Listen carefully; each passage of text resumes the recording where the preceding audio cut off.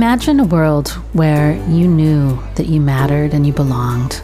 The people cared about you because we were so darn good at listening to one another, no matter how different we are. That is what Sidewalk Talk is doing by putting listeners on sidewalks all over the world so that we can practice the art of connecting. Join me, founder and director Traci as I interview experts on the fine art of human connection and interview some of our volunteers who've been listening on the sidewalk and even some of the folks that we've listened to. And if you want to volunteer, consider joining us at sidewalk-talk.org. We are so lucky to get to meet Amy Giddon. She is the person who founded this cool transforming app for your phone that I swear to God, if you use it every day, will put you in the best mood. And she came live, so this is a conversation on the Sidewalk Talk Facebook page. So we're getting to hear her again in the podcast. Amy Giddon is a CEO and co-founder of Daily Haloha. I know it's a strange name, but it kind of makes sense. It has that Hawaiian feel, Daily Haloha. She's a visionary business leader combining analytics and creativity, and she's led and advised companies large and small, but something really took root for her after the last U.S. presidential election in 2016 when she walked by the New York City subway where people were writing Post-it notes on the wall. And so jumping off from that idea, Daily Haloha really invites these provocative, heartwarming questions.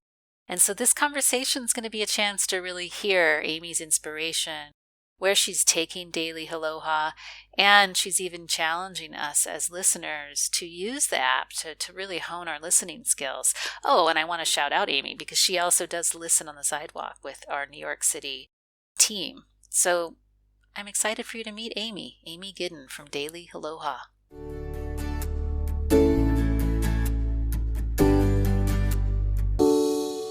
So folks, I want to introduce you to somebody whose orbit I've been kind of in her orbit for a while. Her name is Amy Giddon, and she's got this cool app. And I've got to tell you that I actually am not promoting her app. I actually genuinely believe in her app. So this isn't a marketing spiel. I went and played with it. And can I toot your horn for a little bit before I even introduce you? Can I give people a little Amy tooting horning thing? Okay. So you remember after Hurricane Katrina when everybody was really neighborly and helped each other out and they stopped being jerks to each other? Or you remember after, George Floyd's murder and people started coming out in the community and helping each other out? Or you remember after, gun violence incidents in schools and we all band together and all of a sudden you find the best parts of humanity? Well, that's basically what your app has done. What it does is it sort of says, okay, can we figure out a way to glean those parts of people that know how to be loving and kind and connected in a way that doesn't get them addicted to tech? I mean, it's just really genius what you've done. It's super cool. So the app's called Daily Haloha.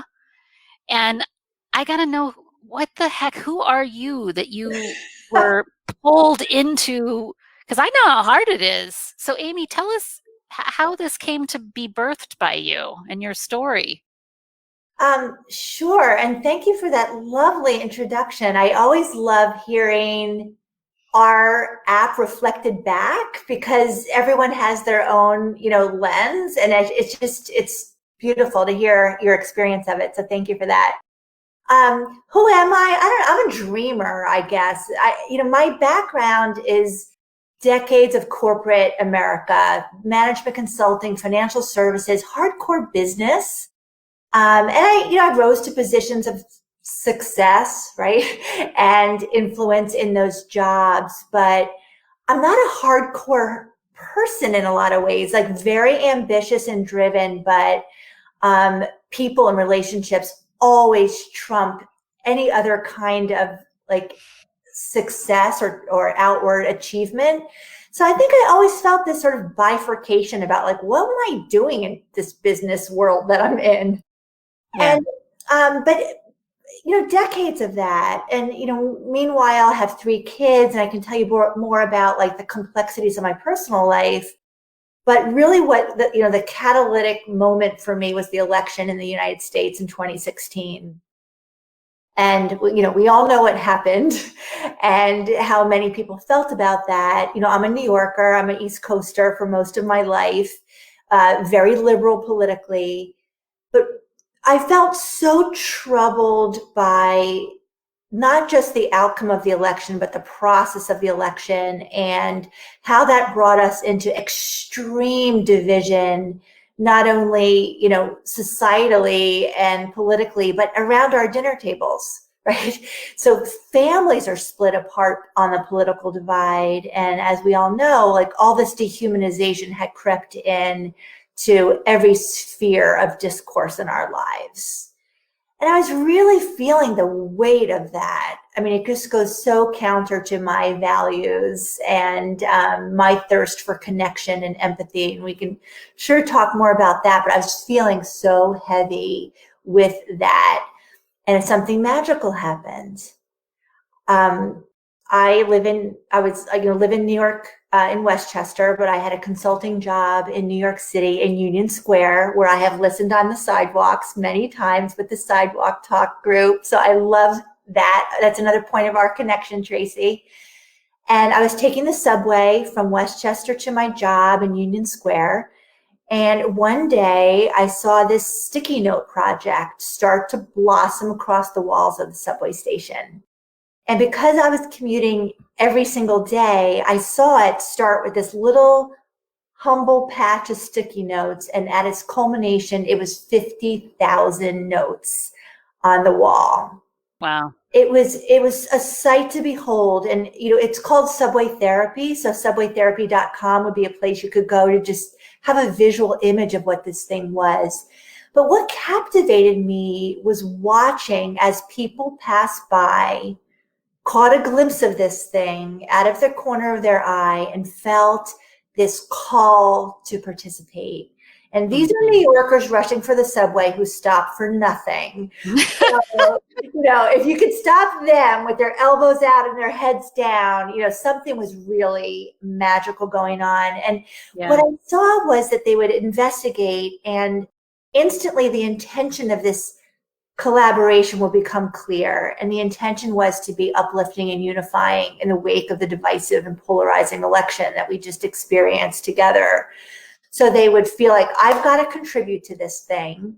They'd find a stack of Post-it notes. They'd pick a color. They'd be thoughtful and pause. Like, what is my contribution to this collective experience? They'd write their note. They'd find a spot on the wall. They'd stick up their note. They would take a picture, and then they would take a few steps back and take another picture, like, there I am and here we are. And off they would go. But it really felt like magic. Anonymous strangers sort of synchronously and asynchronously coming together in this moment of shared humanity. And it really was like, I see you moment. So anyway, I couldn't get this thing out of my head. And it stuck with me. And then I started researching other large participatory, collaborative art and story sharing projects on city streets that unite anonymous strangers in this moment of, I see you, I feel you, and we're in something together. And that set me on the path.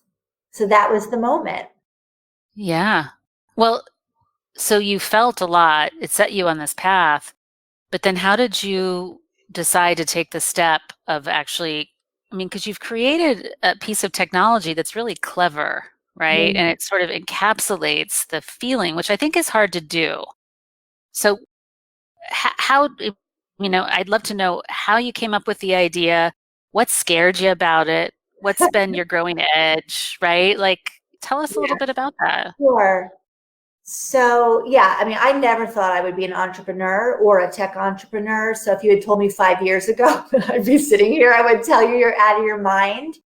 But when I started researching these projects, I'm a consultant, so I was like, okay, what is the secret sauce? Like, why do these things have this power to connect us anonymously on city streets? So I found a bunch of projects. One of my favorite ones you might know of is the Before I Die walls that are all over the world by Candy Chang, the amazing artist Candy Chang.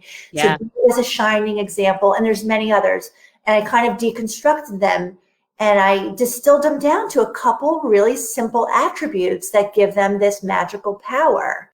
One is that they're anonymous. Two is that they're completely free of judgment. Not only free of judgment, but free of feedback, right? You participate, and they might have different modes of participation, but you express yourself in that mode and you participate without judgment.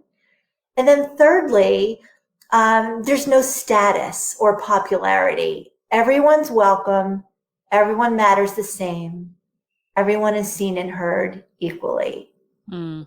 And I thought those are really foundational elements, right? Anonymous, free of judgment, free of status. And then the other things I noticed about them, these projects, is that they were quasi-ephemeral. They're not meant to last forever. On Candy Chang's chalkboards, people erase and write over. The sticky note projects get dismantled over time. And then lastly, they're thematic. It's not like post your sticky note here, but this is a project we're working on together, which adds to that feeling of, a gathering around something. So I thought, okay, those are the core attributes. And when I looked at that, it became really clear it's the opposite of social media, like the polar opposite, right? So these things are anonymous, judgment-free, status-free. Social media is fueled, its engine, its business engine is about status and influence and popularity. Mm-hmm. So at the same time that I started uncovering what was happening on city streets, I realized it was the opposite of our digital tools that promise connection but have failed us in so many ways. Because, at the time I was investigating this was just at the time when Cambridge Analytica was coming to light and all the things that have been found to fuel divisiveness and polarization in social media. And then subsequently, a lot of information was coming to light about how it's harmed and helped our mental health, right? In terms of social anxiety and social isolation and all of that, that social validation hamster wheel that people find themselves on. Yep. So this dual exploration of what's working here, it became clear it's the opposite of what we have in our digital tools. So I thought, okay, can I create a digital experience that bottles up the city street experience and steers way clear of what's gone wrong on social media?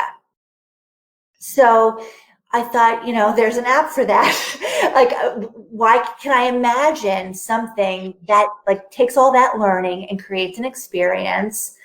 And meanwhile, I feel digital overload. So I also knew that the experience had to be light, refreshing, simple, not crying out for our constant attention. So I had pages of principles, what this thing had to accomplish. And then one day I couldn't sleep. I was up all night and it just almost came to me wholesale. And I just wrote it all down. This is the way it's going to work. And Wow. I had to do it. And the only way to see it come to life was to do it. And, you asked another question about risks, and I have a lot I could say about the leap I took, but I feel like I should pause and let you, reflect. Yeah, you know how the listening goes. Yeah, no, I mean, it sounds like there's almost a divine inspiration in that moment when you surrendered to the calling, right? And then you're consternating, you're researching, you're considering, you're thinking about it, and then it's, comes to you in your sleep, and then it grabs hold of you and you have to wake up. It's funny, I love you use the word refreshing to describe it. And I have to share a little experience that I have using daily Haloha is that even when I don't answer a question in the morning, I do secretly still like it reminds me. And I do like that I don't know why other apps don't do this, or maybe it's designed, maybe I've blocked other apps, but I love your little logo, the icon. And so because I've had a refreshing experience, right, where I've gotten to answer a question and it's left me feeling self-reflective and connected at the same time, I actually like that the little icon lives at the top of my phone, even when I haven't answered the question, because it still gives me that felt sense, even if I haven't answered the question that day. Like, oh, there's people out there that are answering those questions in this moment. You know Oh, what I mean? Like, I don't know. It does, it works, right? It makes, I feel good knowing that daily Haloha is out there, right? Like oh yeah, there's people that are being conscious people. mhm. Yeah. So I That just is, wanted to share that with you. oh, thank you. That is so lovely. Um, yeah, it's interesting. My mom's an artist and my dad's an engineer, and I am confused in the middle. Or I'm also like You're ambidextrous. perfect in the middle. I'm confused. I'm ambidextrous, but I do have a strong, visual sense, and we did design the app really carefully because um, it matters so much. Like if you're responding to something, like our logo, our app icon is so simple, but the colors were chosen really carefully. Everything's chosen carefully. So we have these principles of anonymity, judgment-free, status-free, but we also have brand principles of simple, refreshing, and uplifting. So every Mm, time I consider something in the app, I think, is it in adherence to our principles of behavior and our brand feeling of refreshing and mm, uplifting? And that's sort of my mm. North Star, and it keeps me really honest about what we're doing. Well, so for everyone that's watching, you just got a brand lesson. Amy just gave you a brand lesson that you have to have a brand North Star. That's really beautiful. But so bring us into the vulnerability of launching something like this. Like, what Yeah, has it meant for you personally? Because I can imagine, you're putting your heart and soul into this. It came to you in a freaking dream. So how yeah. has that been for you? It's, I think probably every entrepreneur can relate to this. It's been an exhilarating and terrifying ride, and sometimes all in the same day. like, so the way I started was I was consulting at the time, and I've been really fortunate because I have such a long, track record in business that I've been able to have a steady stream of consulting projects in times in my life where I've needed more flexibility. So I've been able to just take on as much or as little work as I could handle at the time. So I had a consulting project, but it left me some, remnant space in my week, in my brain, to noodle this thing as I was literally dreaming it into like life in my brain, and started like putting pen to paper. I accidentally blurted the idea to a friend of mine. So at the time I was noodling this around, I was on the board of our local continuing education program here. And one of my fellow board members is also a friend. His name is Greg. He is now my co-founder.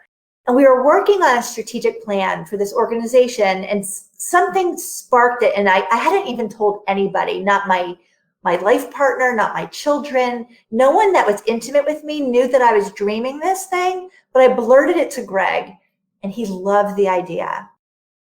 So as the weeks passed and we were supposed to be working on this strategic plan, we were working on what was to become Daily Aloha.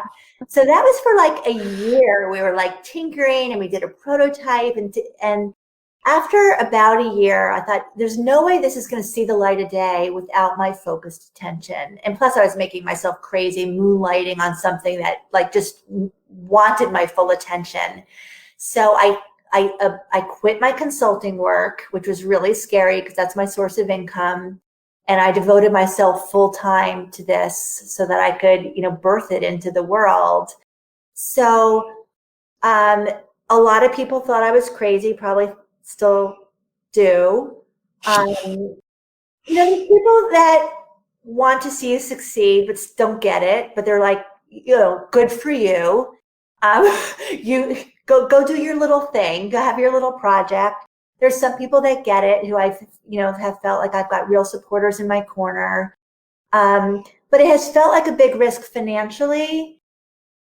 At first, it felt like a big risk sort of reputationally because it was such a departure from what I was known for and as in the business world.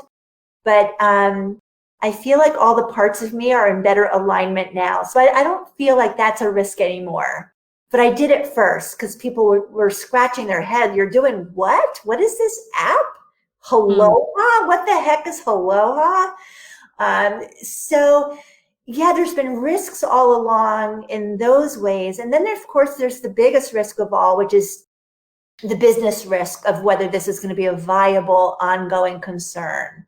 And Mm-hmm. frankly, we have yet to figure that out. We're still new enough that, we're on our path to seeing if we can make this a sustainable business. As of now, it's not. It's like the best, most beautiful, soul-quenching hobby I can imagine, but it's not a business yet. So all of that stuff feels like risks, financially, most of all. And every week or so, I say to myself, if we run out of runway and we haven't figured it out, and I have to, sunset this dream, will I regret spending, now it's 3 years of my life doing it? And the answer is always no. It's still no. Mm. So as long as I keep saying no, no regrets, no matter what happens, I know I'm in the right place. Yeah.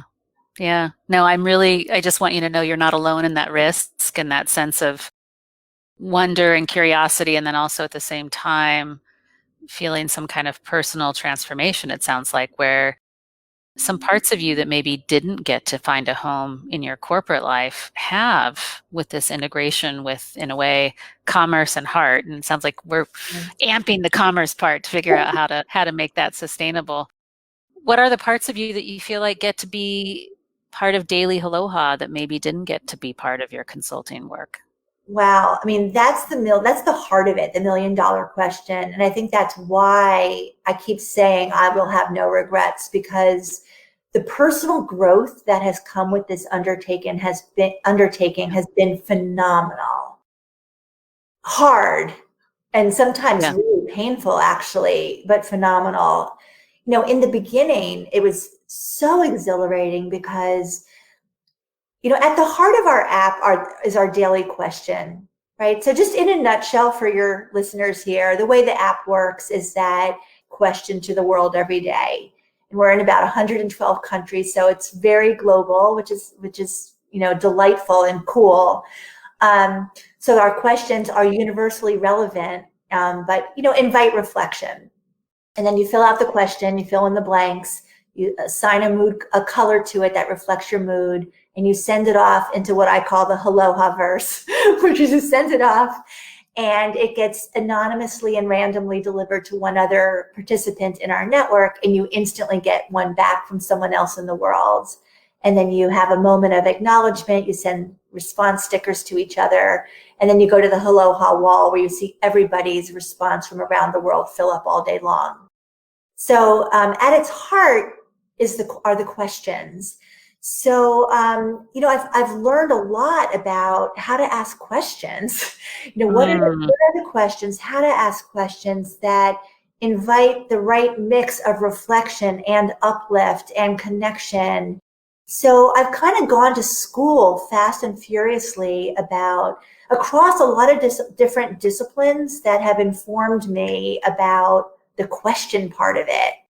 So, Yeah. there's positive psychology baked into that, because we're really trying to be uplifting and positive and invite, meaningful and positive reflection. Yet, Mm-hmm. I don't want to be a Hallmark card, because that doesn't invite real connection either. So, I straddle kind of a lot of different thinking, mindfulness, positive psychology, and other things, journaling, Yeah. of course.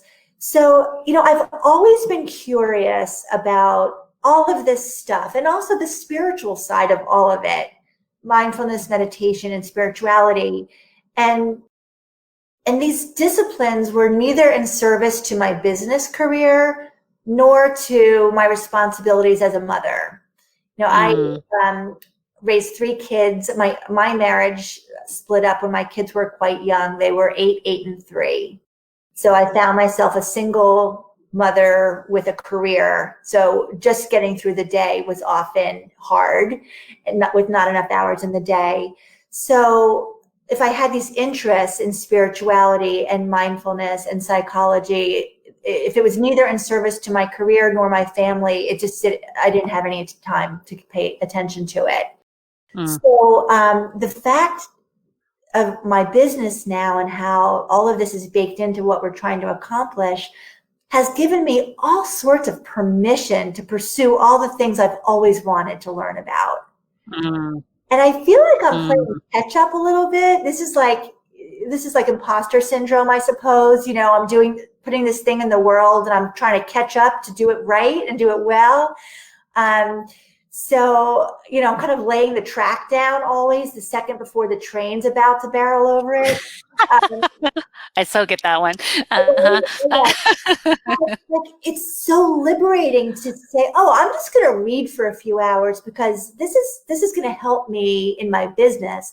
So my business has given me an excuse to do all the things I've always wanted to do. But I'm sure it'll be no surprise to you when I tell you that, I'm learning all this stuff because of my business, but actually I'm the one growing more Right. than anything. So I'm understanding myself in whole new ways, because I think because I'm learning a lot of things, but also just, I can't even explain it. I guess it's the what do you call it? The hero's journey, right? Of being an entrepreneur, which I feel so wholeheartedly like in that experience.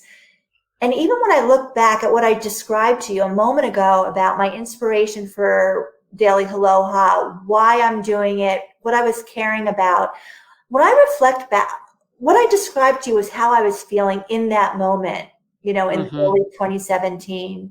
But with the growth I've had in the last 3 years, I would tell you something different right now, which is to say that I felt this calling to put this thing in the world that was going to be healing at a time I was feeling distraught for myself and for the world.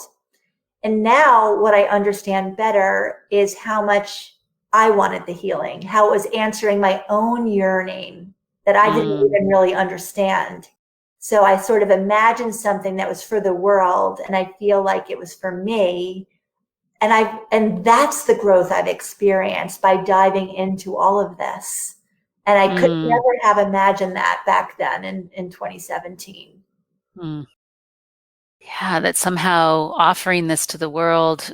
I mean, everything that you're doing is about connection, right? I mean, it's got this Daily Aloha has this quality of connected consciousness. So it's no surprise to me that your offering of this app to the world is also offering it to your own heart, right? It just seems to be in the DNA of what you're about, that our consciousness is connected. And let me show you right here, because we're going to have people answer these questions, and you're going to see hundreds and hundreds of people from around the world.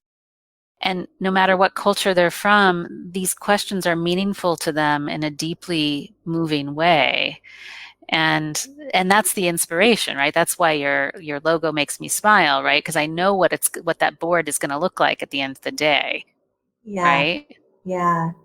Yeah. It is that feeling of like kinship is the word that always comes to mind. Oh, I like that word. That's beautiful. That's perfect. That's perfect. That's like, if I ever have doubts, I really picture myself standing in front of that sticky note wall with this feeling of being like part of the world, part of this like thought experiment and this kinship with humanity. And there's something about that, like where truly everyone belongs. And I think, again, thinking about myself, I don't think I realized the extent to which I've always struggled to feel that sense of belonging and acceptance everywhere and anywhere.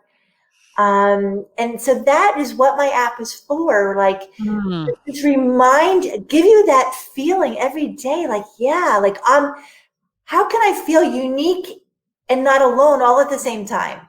And that's what I hope the app does. How can I feel unique and not alone at the same time? That one we could all sit and have a meditation class just around that question right there. How can I feel unique and not alone? How can I be seen for who I am and my special gifts and be connected to you at the same time? Yeah. Without it being about status and look at me and all that stuff. Yeah. Yeah.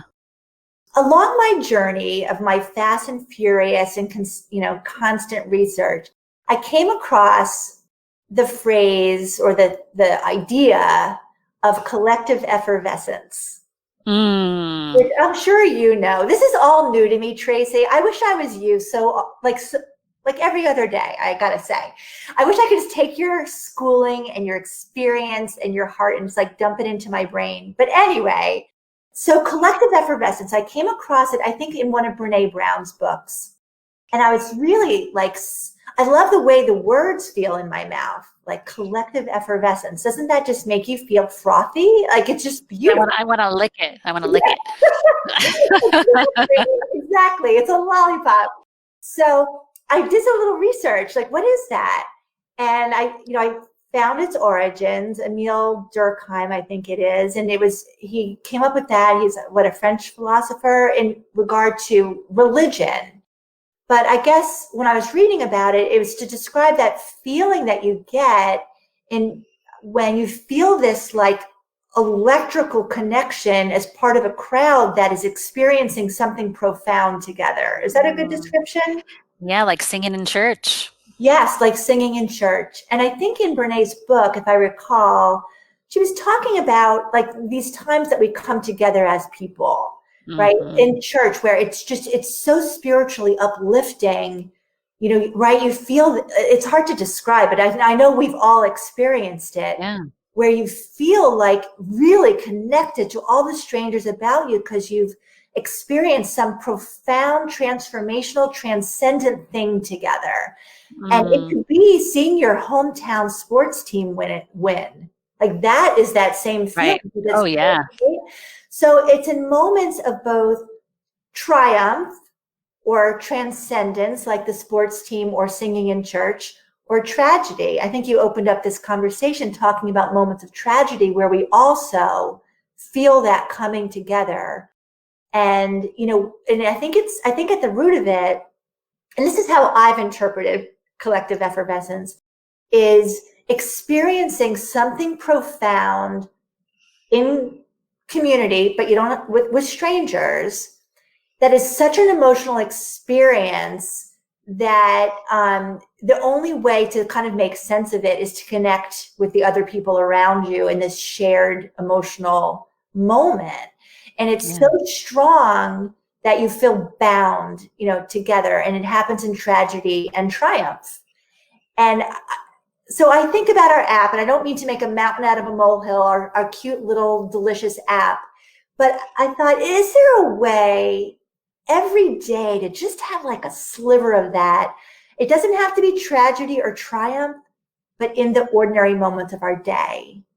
Hmm. So You've captured it beautifully. I really think so. And I know why you also listen at Sidewalk Talk, because I'm also feeling a little longing to be out on the sidewalk when you talk about this, because I think there's an element of that too. But this isn't about Sidewalk Talk. I think that you've captured that, and I think it's pretty remarkable, and how we can capitalize on that. Should we clue our listeners in to what we have in store for them? Because we're going to do something a little fun for them on Monday. we Relative. So are. for all the Sidewalk Talk listeners and friends, my friends that might be watching, Amy's friends that might watch this later, um, we want people to. It's so perfect for the Sidewalk Talk community, because people that listen in Sidewalk Talk are the perfect people to be using daily Haloha. I mean, it's so in sync. So what are we going to do? What are we going to do on Monday? I'm going to tell you, but I have to put a plug in for Sidewalk Talk for your audience already knows this, but for my audience that might be listening, it was a transformational experience for me. Can I talk about my experience as a listener? Sure. Yeah, please. I'd love to hear it, just like you love hearing about my experience on the app. So please, Okay. what So happened for you? I don't want you to think I'm a stalker, but you came into my consciousness in a really interesting way. I think I initially saw you, and I say that, saw you digitally in a female founders forum. I think you had posted something and it caught my eye. And actually, I do remember what it was. You were wrestling with something about a media opportunity that sort of didn't feel in sync with your values, and you were wrestling with that. Do you recall that? I do. Yeah. And I was moved by the fact that you were wrestling with it. And I was also moved by the fact that you wrestled with it publicly and were inviting perspective on that. I admired that you did that. So I'm like, who is this Traci person? And then, while that was rattling around, some completely other way, in one of my feeds, I don't even remember, I think you had just given a talk or something that you had done also crossed my feed. And then a third time. So in this short span of time, it was like Traci, Sidewalk Talks. I'm like, what is this thing? So I looked into it and I read about it. I was like, oh, I've got to do this because I'm called to do this. And if nothing else, I really want to be a better listener. And I was excited about the training. So I signed up and I did the online training. And whether I ever sat a day on the sidewalk or not, that training was invaluable. I loved it. It was served up in such a heartfelt but an accessible way. It was wonderful to be trained in that way. And I felt rewarded by that phase of the process alone. And then I had my first listening event back in Union Square. Like, all roads lead to Union Square, New York. Carrie, if you're listening, thank you. She is the team leader for New York. And this is another example where I thought I was doing something to be in service to others, but the real benefit was felt personally, like my app. This is the perspective, right? So we had, the listening event. I had the opportunity to listen to several people. And afterwards, it felt, the best way I can describe it was it felt like I had been in deep meditation. And I've been learning to meditate over the last couple of years. So it was just interesting to draw that parallel. And I felt energized, and it felt like I had been in meditation. And I've been thinking about that, why that felt that way. And I think it's just such a different kind of listening. And I think why I link it to meditation is the whole idea of non-attachment. And, in mindfulness and meditation, it's not like you're not supposed to think, you're just not supposed to be attached to those thoughts. And in sidewalk listening, it's not like you're not supposed to listen, but you're not supposed to insert yourself in the story. And it is such a different kind of practice. It was really transformational for me. I did feel that the people that I had the benefit and the honor of listening to, I felt like that experience was really rich for them, and that made me feel good. But above and beyond that, I learned how to listen in a completely new way, and it felt amazing. Well, now you know why I go through the same founder struggles that you go through, keeping the wheels on the bus, so to speak, because it's addicting. It really feels soulful, and it's as I listen to you, there's a quality that I aspire to, which is you have this thirst for knowledge that comes from a place of beginner's mind.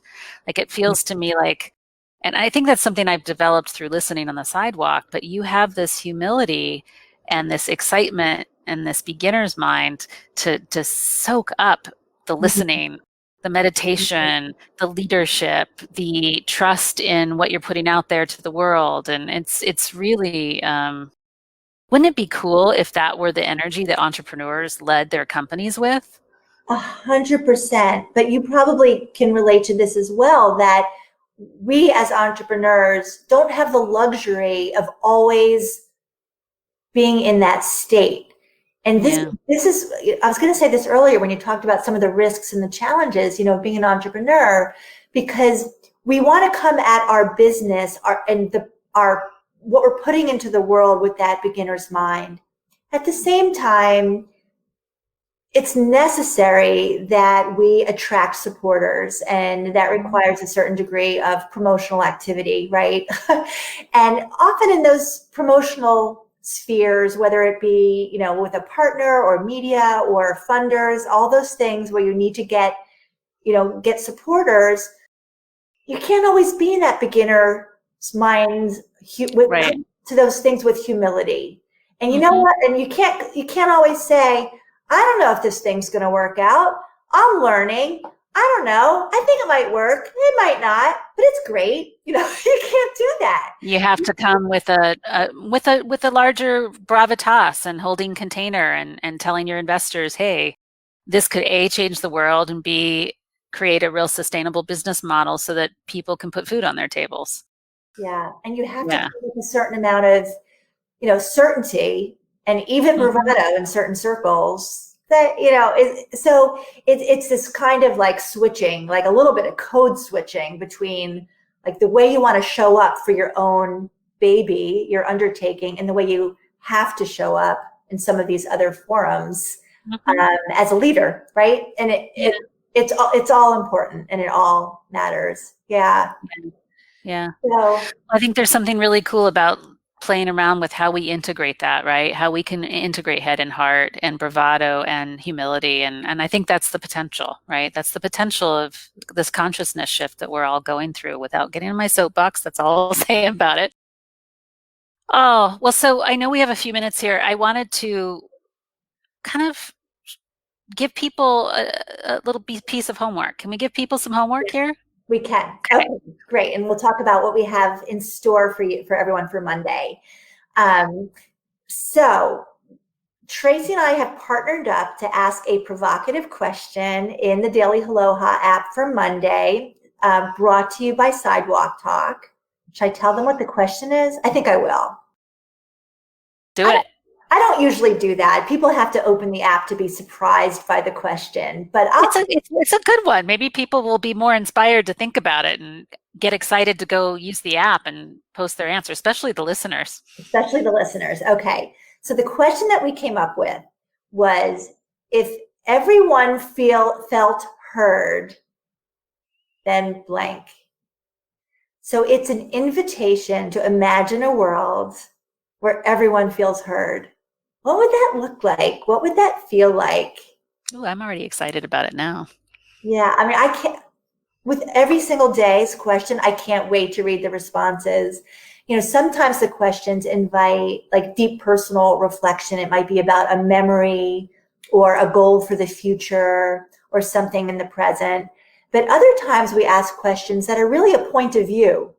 Like, what's your take on this thing? So this question's a little bit about a point of view, but also like an imagining, like imagine a world where everyone really felt heard. What would happen? What would we be like? So that is our question for Monday.